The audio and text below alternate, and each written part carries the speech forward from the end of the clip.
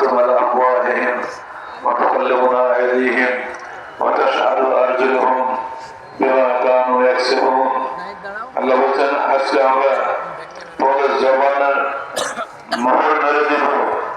আমাদের সঙ্গে কথা বলবে তোমাদের হাত এবং তোমাদের পা যা তোমরা দুনিয়াতে উপার্জন করেছিলে অতএব মানুষ নিজের পরিবার সম্বন্ধে চিন্তা করো কেমন বলে তোমার নিজের দেহে সাবান দিয়ে যাকে বসে সাফ করেছিলে গোসল করার সময় সেই সামনেই তোমার বিরুদ্ধে কথা না বলে শুনে নিজের জবান বন্ধ হয়ে যাবে